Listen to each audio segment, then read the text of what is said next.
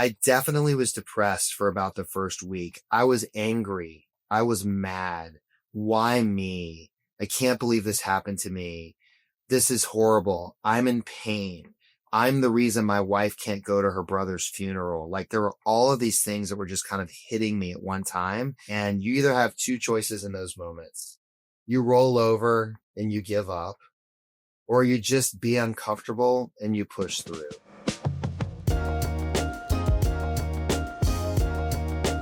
Welcome to the Beyond the Scope podcast, where we showcase the incredible humanity of healthcare workers and the lessons learned from challenges medical training doesn't prepare you for, things beyond the scope of our practice. I'm your host, Andy, and today's episode is supported by TrueLearn. Test your best with world-class board exam practice questions trusted by medical professionals around the world. Learn more at the link in the description and use code NDMD25 for $25 off any subscription. And guys, I got show cards now. So you know we're making upgrades. Shout out Hippocratic Collective. But today's guest is a familiar face to the channel and fellow Georgia native, already sharing his unique path to medicine, but also to the coveted field of plastic surgery. His stories have already impacted hundreds of thousands, not only on my channel, but on his own socials of literal millions. However, since we last spoke, he had to experience what all physicians dread, being a patient himself. To share such a heartfelt experience, please welcome back to the channel and to the podcast, Dr. Ricky Brown. How are you? Good, man. I'm back. It's good to see you. Last time we got together, you were just a medical student. That's true. This is, I think, crazy. This is fourth video on my channel that you're featured in. We had the 73 questions, which will be linked somewhere in the corner. And then you also were featured on like season 1 or season 2 of this podcast. And then obviously in the vlog where we got to show off your surgery center and kind of an inside look there. All very fond memories of third year med student Andy. Yeah, that was cool, man. Actually, every now and then I come across the 74 questions one and I'm like, man, that was pretty cool. That was really cool. You know, I know there's a lot of incredible plastic surgeons, both on and off social media, but I could not have picked a better plastic surgeon to represent the field. I think you embody you're such a good example of the good of what plastics and reconstructive is. Apart from a lot of what social media and just media in general will portray plastic surgery as. Some of the stories you told of like doing surgeries for free and really the, emotional and mental impact of what your surgeries hold, not just the physical part, is something that every plastic surgeon and aspiring plastic surgeon should hold dear to them. Yeah, I'm extremely humbled, man. I will say that, I think social media has ruined a little bit of our specialty. Because all that people see are the drastic, crazy, absurd things that probably 99% of us don't do to anyone, but that's become the standard of who we are and what we are. And then obviously there's a lot of the money hungry people in the industry that are just doing anything for money, creeping into the space, even though they're not board certified. But, you're right, man. I mean, I feel like me and there are a lot of other plastic surgeons out there that uphold the specialty to what it is and what it always has been. And that is about taking care of patients from a different perspective, be it cosmetic or reconstructive or cleft lips or cleft palates or, car accident injuries and putting faces back together. Like that's the real deal stuff. And it's still a really exciting, amazing field. And a lot of people just don't get to see that. Absolutely. And so it's always an honor. Always an honor to have you back on the channel, because you truly have so many stories. And real quick, before we really dive into the meat of the episode, for those who don't know you, one, if you want a 40-minute introduction to Dr. Go look in the description. There will be all his videos on my channel linked there below. But can you just quickly, in 30 seconds, introduce yourself to the audience? Absolutely. I can do better in 30 seconds. So Ricky Brown, board certified plastic surgeon, also did general surgery training. So I'm double boarded, living in Scottsdale, Arizona since 2009. I've only ever practiced plastic and reconstructive surgery. Got two kids, Brody and Graham, who just turned 15. They're twins. I'm teaching them to drive now. My wife and I are. My wife, Alexis. And yeah, I've been married almost 20 years, been living here since '09 and in private practice, been in private practice since the beginning. And we've talked about why I did that before, but that's me, man. I'm an open book. I'm an easygoing guy, good old Georgia boy like you, who's just is out here to have fun, take care of people and root the dogs on. Absolutely. All right. So a lot of your content and, the millions and millions of followers that you have across, YouTube, TikTok, Instagram, a lot of your content is about general medical education as well as documenting your life outside of work as a plastic surgeon. You're an avid outdoorsman, family man, jujitsu martial artist, but a while ago you did document a terrifying story revolving around a household item many people have in their home and in their backyard, a grill. So can you tell us the story of what the heck happened? Yeah. So a year ago, August 3rd was the 1 year anniversary. I was outside grilling. We had actually just gotten a new flat top grill.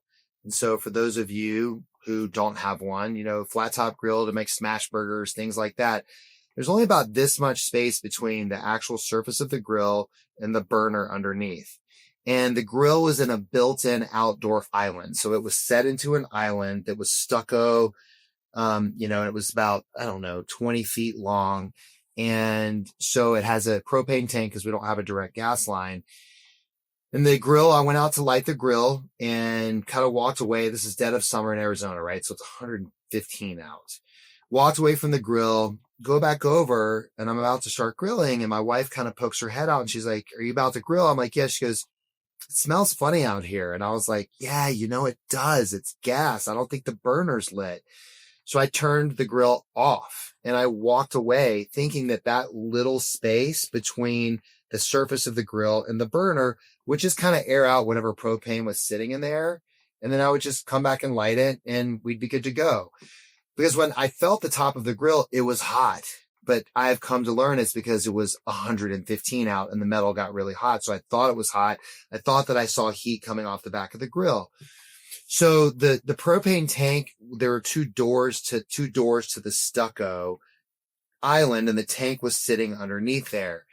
So I go back over to the grill after walking away for probably 10 minutes to let it air out, thinking that was more than enough time to let anything aerate out there go away. So I walk back over to the grill and I go to light it and I hear click and it explodes and the door flies open into my legs. Huge ball of flames. The windows behind me were to the kitchen. My wife and kids were in there and all they saw was a huge fireball. I looked down and all the skin from the knees down on both of my legs were singed like bad. I was like, this is not good. And of course, because of my training and burn, the first thing I did was walk over to the swimming pool and got into the pool, like cool the legs as fast as you can to stop the coagulative burning. And when I got out, it was like, oh crap, like this is real. Like I just became a burn victim. And of course you start taking inventory, right? Like what got burned? Did anything else get burned? Because my shorts, I had Nike shorts on, like basketball shorts. They were missing on the right leg from the waistband to the leg band. There was nothing there. It was gone. And I had Lululemon underwear underneath, which is kind of the stretchy stuff that's got some rubber material in it. No. So the Lululemon shorts had melted into my leg above the knee. It was stuck. And of course, for the visual, as a guy, the first thing I do is I'm like, okay, we're good. Right? Like, I'm like, but seriously, I did not suffer perineal injury, which would have been real, dude. Like, I don't know how my perineum area got spared, but what ended up happening was it really just kind of got me from knees down and I was standing a little canted like this away from the grill. So my left leg took a blow here, but my right leg took almost a complete circumferential burn. So it ended up being, I think, 11% burns. Yeah. So yeah, that's what happened. We can get into more of the details about having to go to the burn unit and all that, but I basically suffered a severe burn to my lower legs and I instantaneously went from working surgeon to patient burn unit. Yeah. I mean, it's wild when you said your training kicked in, and it's like in that moment you're already calculating like rule of nines on yourself. It's like, all right, Totally. where, 100%. how much body surface area got burned?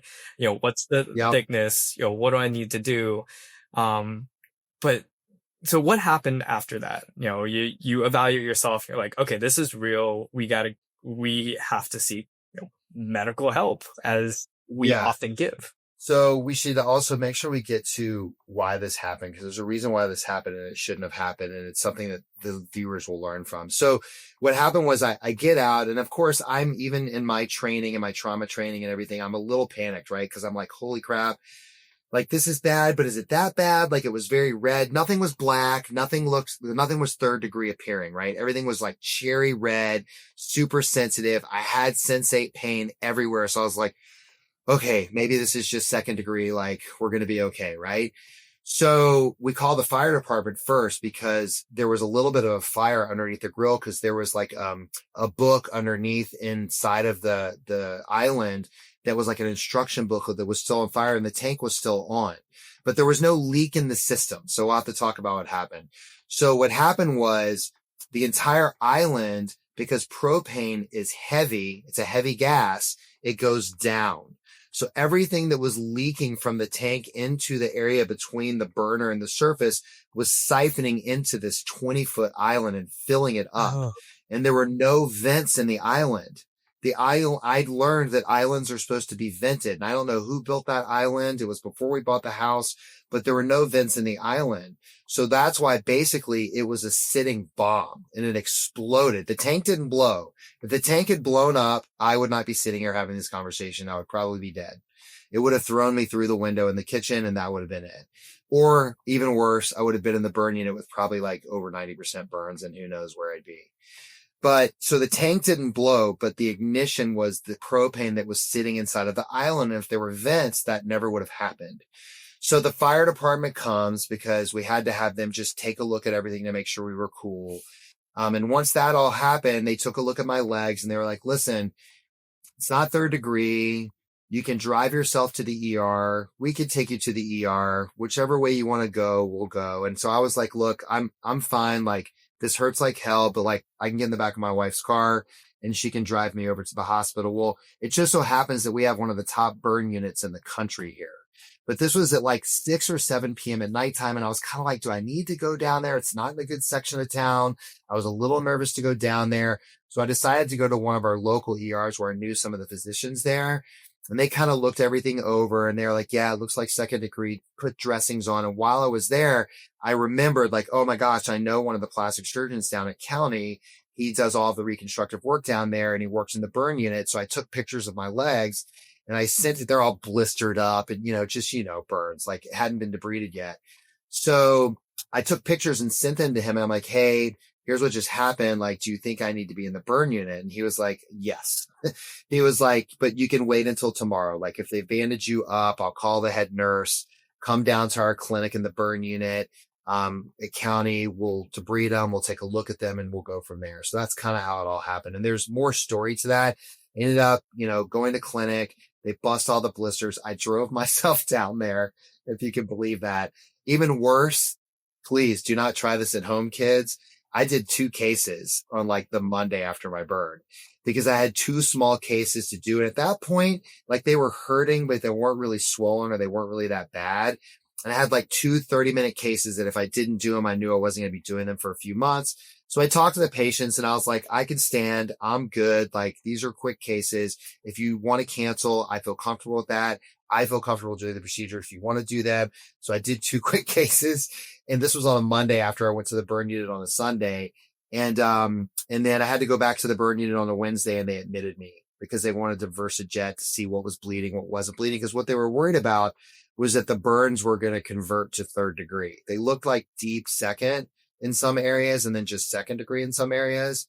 So I had to end up getting admitted and was in the hospital for a couple of days, never ended up having skin grafts. And we can go through my treatment plan and everything that I did, but everything ended up healing great. And I don't have any residual scarring, no residual pain, no residual sensitivity issues. I just won't ever be a like model again. wow. It was nuts. And so it was just It was just your lower body that was mostly affected. Any of the upper Yeah, extremities? below the knee. Yeah, my right leg was almost circumferential below the knee. And that little burn above my knee where my shorts stuck to my leg. And then my left leg was mostly the front of the shin and it kind of wrapped a little bit around, but my right leg was almost fully circumferential. I mean, thank God that I didn't need fasciotomies or anything like that. Like all this is going through my head, right? Like this is where I'm a surgeon. I'm kind of freaking out because I know what the next step is, right? Like I know we're talking multiple serial debridements if I have third degree, multiple skin grafts, a long time off of work. I know too much. It's stressing me out, right? Like I was depressed for probably the first 7 or 8 days post burn because I kept running through in my head. I know it's about to happen, right? I mean, and it took my wife being like, listen, you can't in plan what's about to happen. Sorry for the swearing. She's like, it is what it is, bro. Like, we just gotta like roll with the punches, you know? And finally, like after a while, I was like, you're right. And I went from kind of victim mode, which we can talk about all this. I went from victim mode to you saw me, right? Like in the mirror, here are my burns. It hurts like hell, but I'm making myself get up and walk and we're dressing changes every day. And I kind of just reversed out of pity party, like this sucks. Why did this happen to me? To it's time to like fight, get through this, whatever it is, it is. I'm going to be okay. I'm not going to die. I still can walk. I just got to get through whatever this next little journey is in front of me. Yeah, and definitely, we'll get into kind of the emotional battle that is pro honestly probably like 70 to 80% of the healing process for anybody. But you kind of bring up a good point where you're like, my training's kicking in. I know what this entails. Do you think it would have been better off that you didn't know what the next steps were? th- would you have been at more at peace or less anxious because you're like, well, I guess whatever happens, happens. And, the treatment process is going to be what it is, but I don't know what to expect. But instead, it's the expectation that hurts the most. Yeah, I don't know. It's kind of a double-edged sword. I mean, not knowing is good, but knowing is also good. I mean, I liked that I knew what the potential process was going to be because I could prepare myself for that. Like not knowing is just got to be so hard for some of these patients. So I think it's a double-edged sword. I mean, yes, I know too much, but at the same time, I'm kind of glad that I'm prepared for the steps. At one point, I knew that it wasn't the worst burn ever. I knew that it was okay.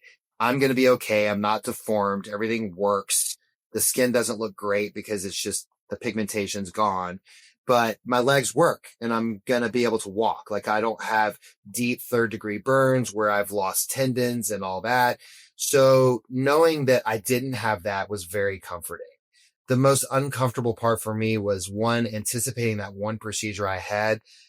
I'm telling you, Andy, as a surgeon, I was so scared for that VersaJet procedure because I knew how bad that it was going to hurt because I've done it to people and I knew the pain. And for those of you who don't know what VersaJet is we take burn patients to the OR when we're concerned about the blood supply to the tissue.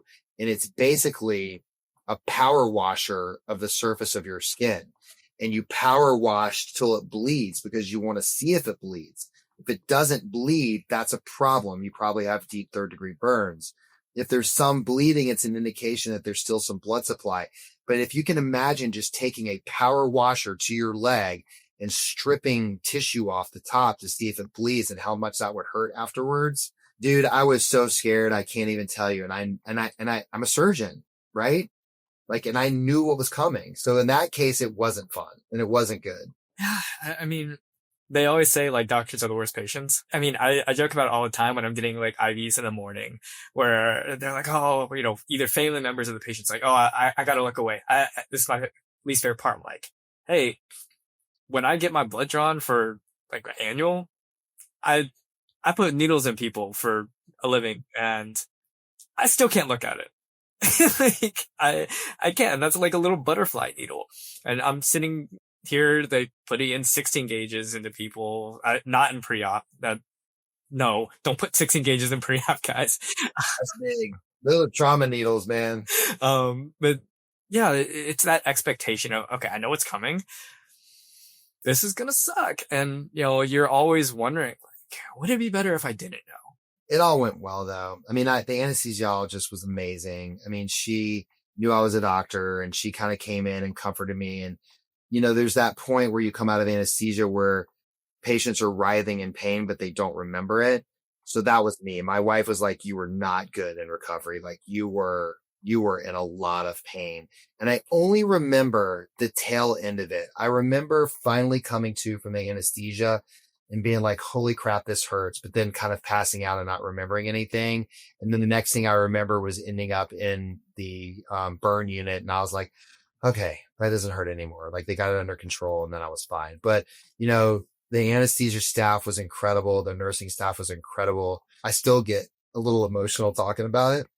Because it's bringing up memories from that day that was a year ago and just feeling like as a doctor, I am so blessed to realize that there are other great doctors out there because I felt so seen and so taken care of, not because I'm a doctor, but look, let's face it, man, when doctors are taking care of doctors, there's just a little bit different level of, I don't know what to say.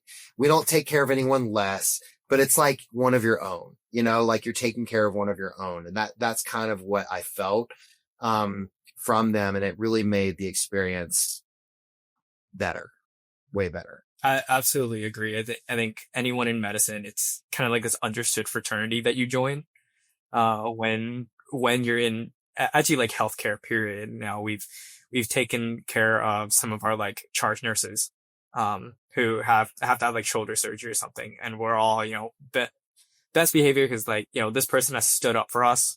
This person has taken care of so many other people very, very well. Let's make sure this person, gets the best care possible. And it's not like I mean, there is, if you have to define it, like preferential thing, but it's more like it's the same way you preference like your family. You're going to treat them with utmost care and respect because it means a little bit something more personal to you. Yeah. You're on the battlefield, man. You're next to your fellow Army, Navy, whatever vet who is out there in the trenches doing it and they get hurt and you got a man down and you got to feel like you got to take care of your team, right? You got to dust them off, get them fixed up and get them back out in the field. I mean, that's kind of how we feel about each other. Absolutely. And, before we get into how you in particular were dusted off and got back into the battlefield, just take a quick break from the sponsor of today's video, TrueLearn. I've said before numerous times on this channel, and I still stand by it, practice tests and practice questions are by far the most efficient and powerful way to prepare for your standardized exams, something medical training has a disappointingly large amount of. But in order to lighten the load and help you excel on your tests, I am proud to partner with TrueLearn, the sponsor of today's video. TrueLearn is a data-driven test prep resource with a 100% pass rate trusted by top institutions such as Stanford, Mayo, Harvard, and of course here at Yale. Their smart banks with questions written by content experts give you the tools to succeed on your crucial board exams throughout your medical career. As a medical student, they offer prep for all your complex and USMLEs, including shelf exams, but it doesn't stop there. You have the same attention to detail and world-class practice test questions for PA, dental hygiene, MA, NP, nursing, OT, PT, speech therapy, pharmacy, and pharmacy tech licensing exams. For my residents in particular, you have all the resources for your in-training exams such as the ABA Basic for Anesthesia, ABSITE, ABEM, and much more. I've been using some of their smart banks to prep for my anesthesiology in-training exam in the spring, and I've been blown away by their performance analytics, real-time national benchmarking, and thorough explanations that help me to learn the most from even my most facepalm-inducing incorrect answers. With thousands of questions for each exam, you will be sure to have all the knowledge to knock your exams out of the park. If you would like to try TrueLearn, use code NDMD25 for $25 off your first TrueLearn subscription. Again, that's code NDMD25 for $25 off TrueLearn's incredible smart banks. Happy studying, best of luck to everyone prepping for exams as they watch or listen, and thank you so much to TrueLearn for sponsoring this video and supporting this channel. All right, welcome back. And so we talked about, people getting you back to work and getting you, well enough to get back into the fight. Explain to me what that process looked like for you. You mentioned you were admitted to the burn unit, and coming from Augusta, we had, I think, one of the biggest burn units in the entire Southeast.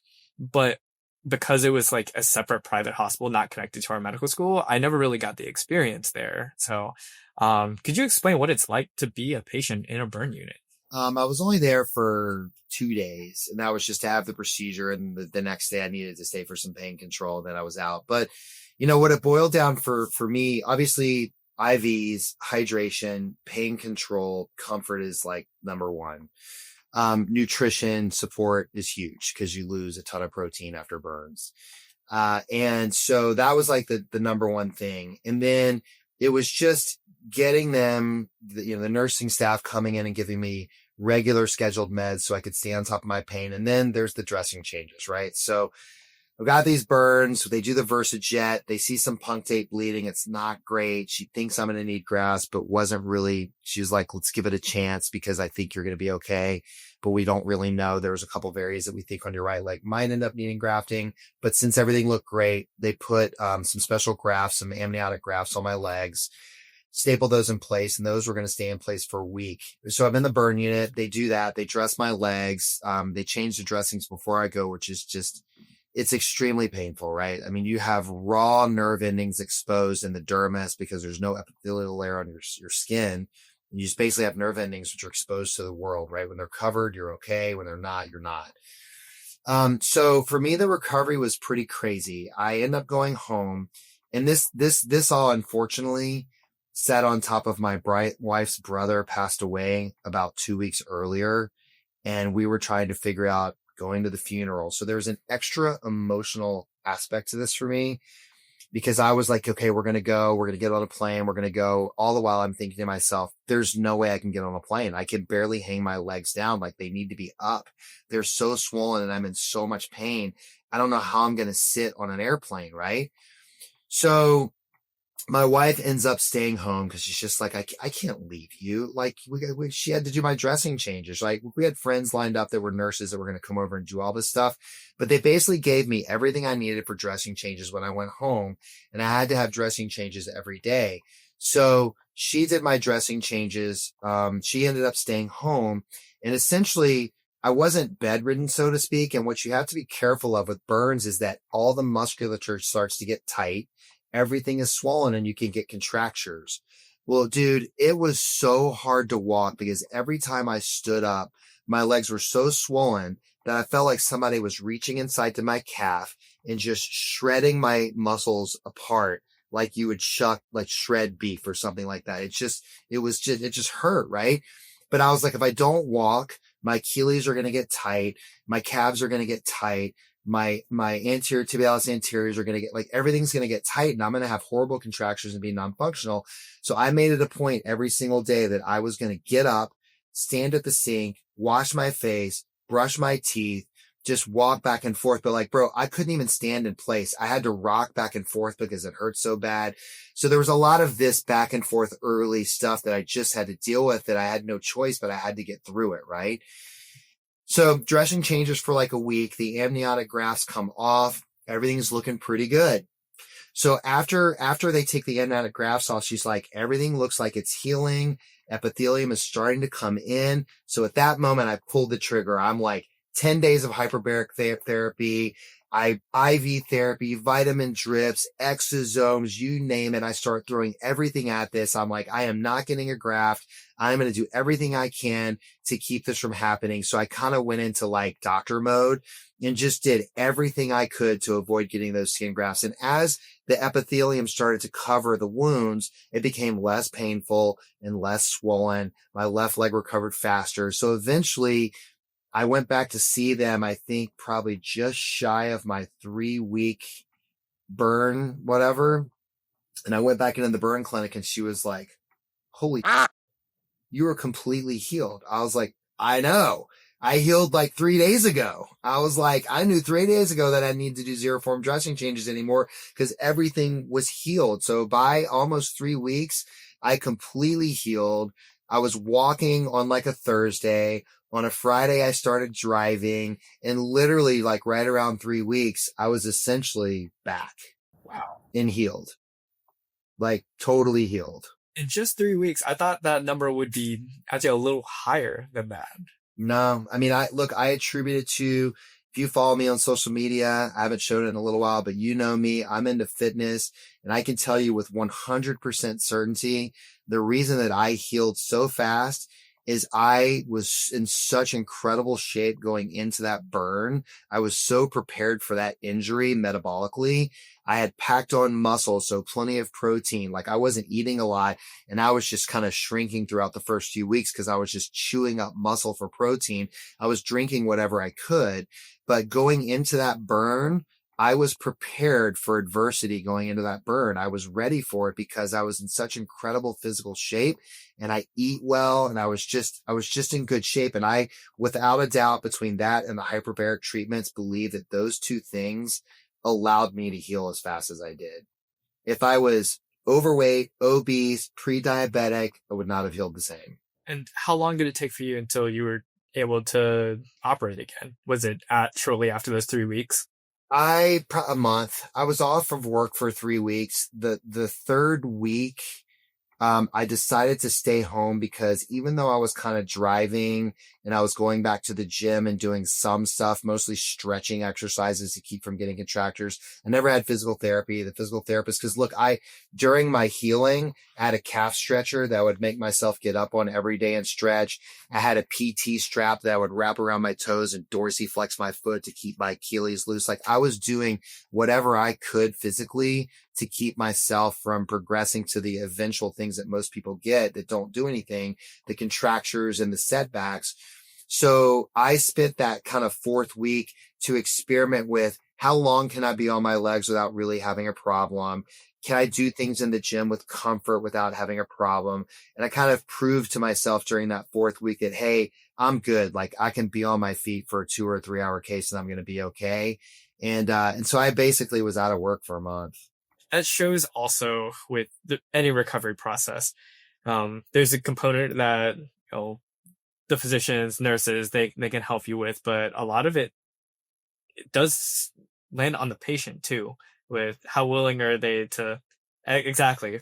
That's the part where I really want to dive into, because there's the physical aspect of the healing, but tell me about your experience with the mental and emotional part, because I know when you started posting about your experience here, I mean, there was an outpouring of support from everyone, from fellow physicians to pre-meds and medical students who follow you, and then I'm sure you also off of social media, family, friends, all around.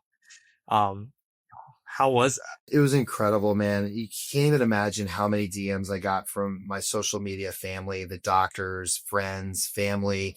Shout out to Figs. I mean, Heather Hassan, who's one of the CEOs and founders of Figs, called me, texted me. I'm one of their ambassadors, like sent me a cool stethoscope. Like, people were sending food, and it was an unreal experience to see the outpouring of people show the love to a guy who's just on social media, who half of them I've never met before, and many I had. But so that was really cool.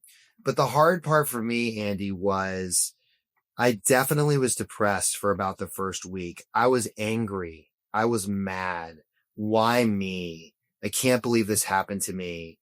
This is horrible. I'm in pain. I'm the reason my wife can't go to her brother's funeral. Like there were all of these things that were just kind of hitting me at one time. And I had friends come over and, look, I needed to let that run through me, and I allowed myself to have those feelings. I knew that I couldn't shove those feelings down. I had to allow them to occur, and I did. And I cried a lot, and I cried alone, and I cried with my wife, and I cried a little bit on social media unintentionally. Like just sometimes I'd just be on my stories talking about this whole thing, and I would just break down crying, But I knew that I had to let that run through me. And somewhere, like I said, right around like day 7 or 8, after just being pissed off and angry for a week, I just went into okay, it is time to heal mode. Like if I do not get my mindset around this thing, like I'm not dead. My legs aren't blown off. I'm in pain and I have burns, and that's okay. And I'm going to be okay. I just had to shift my mindset from that. And it was almost like I just flipped a switch. And that's just how I am. I flipped a switch and I went from pity party with myself, being angry and pissed off, to now it's time to kick these burns in the ass and just heal and get back on my feet. And so from that day forward, I was good. Like, even though I felt like shit and things were hurting and it was hard to get up and walk, I just went into like, I'm going to do whatever I can to help myself heal. Was there something that like triggered that flip? Part of it was just getting sick of being down about everything. Part of it was being a strong enough mindset to know that I couldn't let this take me, that I was stronger than my fears. I was stronger than my fear. My fears were skin grafts and all this stuff. And once I released, hey man, if you need grafts, you need freaking grafts. You can still walk. Like, you're not dead. It's all good. You're going to be okay. I just had to, once I rationalized that stuff in my head, I just moved into, hey, I preach to everyone about how on social media, how important positive mindset is. It's time for me to have a positive mindset. And I just shifted. And then my wife, like, kind of given it to me a little bit, like, hey man, you've been moping around for a week. I get it. You need to have that, but like, it's time to look at the bright side. Like, you're okay. We're going to be okay. We're going to get through this. So that support from her and from my kids really kind of helped me shift my mindset. And then obviously the support from all the people on social media really helped uplift me a lot too. And so what would you say was the most important part of that healing process? You mentioned a lot, like kind of prior baseline preparation physically, and then having a support system there. Which part of that would you say was the most important for you to complete those 3 weeks? Okay, so here we go. I preach how important it is to live a good lifestyle and to get comfortable being uncomfortable with athleticism and working out and the things that we do and challenging ourselves. I've been doing CrossFit for 13 years now on some level, I think. And I do a 3 day. It's different today than I used to do, but always putting myself in an uncomfortable situation in CrossFit and building that resilience got me through this. So not only being physically in shape, but just over the years, I've been in the pain cave so many times in a workout, just that literal feeling like you're dying, moment, that I really truly believe that me putting myself in uncomfortable situations for the past 12 years, challenging myself to be uncomfortable doing things that I don't like doing, 100% gave me the mindset in that moment to just do what I've been doing for the last 13 years. And that is just mindset yourself through the pain. Like, just change the way you're looking at this and you're going to be okay. So I think that was what got me through it. And I kind of want to put a spin. You mentioned CrossFit, and any athlete, anyone who has like subscribed themselves to a sport or personal improvement can understand what it's like to constantly challenge yourself and push yourself to the limits. And even for me, my recent kick has been golf, because it's been like a mental challenge for me of like, it teaches me to forget about the last like terrible shot. You have only the next shot, or you can allow your mistakes to compound. And for other people, it's weightlifting. Other people, it's running. I'm going to add to that long list your residency training, your surgical training. Because the funny thing, as you were mentioning, you have trained yourself to be comfortable in uncomfortable situations. And man, the amount of times I've already told myself that. As a, early PGY2 resident, there are many, many times where I'm like, I am so uncomfortable right now, and I'm the only one here, and you just got to figure it out. And, the whole theme of the episode is, being a doctor and going through all of that when you're a patient doesn't make it better or worse. And that is an argument for making it better. There are moments in life where things are going to suck and not joyful, and no one likes it. And you either have two choices in those moments. You roll over and you give up, or you just be uncomfortable and you push through. And that goes for anything in life. And like, take out CrossFit and just insert whatever fitness thing that you enjoy doing. you just have to get uncomfortable. And you're absolutely right. Residency, like for sure, set us up for that. I mean, surgical training for sure. I worked 120 hours a week in the beginning. Eventually that was down to the 80-hour work week, but like those were uncomfortable years. But I wanted to be a surgeon. And that was the means to an end at that time for me to get where I needed to get. So you just did it. Yeah. Or you didn't and you quit. Yeah. And that's okay too. I think that common mental exercise of pushing through uncomfortable situations, I start off saying, physicians are the worst patients, but in some ways we know how to fight through some of health struggles when the going gets tough, because it's like, oh, well, in a weird sense, I've been here before. And so I think one of the last questions I have for you, and you were touching on this briefly at the beginning, does this change the way that you treat patients or see patients now having this experience, especially those coming in for cosmetic reconstructions of, potential prior burns or prior accidental injuries or traumas? Yeah, it's interesting. It's an interesting question. And I think the expectation is that I'm going to say yes, but I'm actually going to say not really. And I'll tell you why. I am already a very empathetic doctor. That is just who I am. I think it's something that separates me from the crowd in general in my field. And then just me as a person, Andy, like I know this, people say this, but Southerners tend to be pretty laid back, easygoing people. And I definitely am that person. There's not a lot that rattles me. I'm all about patients. I'm all about taking care of patients. I've been a patient before. I had a total hip replacement. I've had other surgeries. So I've been on the other side, but I've always been empathetic for patients. I will tell you the one thing that I do have a little more empathy for is being in the hospital and needing attention and needing to be taken care of by nurses really woke me up hardcore. Like the first nurse I had was not so attentive the first night I was there. And I was like, holy shit, I feel so alone right now. He wasn't coming in to check on me. He wasn't bringing me medications on the regular basis. Like I was asking for scheduled meds just so I could stay out of my pain. And I think he was an agency nurse. And no shade to him, but he wasn't very attentive. And in that moment as a patient, I felt very naked and alone. I was like, this sucks. Like I am hurting and I have no one here to take care of me. And even if I would push the button, like the dude wasn't coming in very often. And then everyone after him was amazing, attentive, on it, there for me. They were the normal unit nurses.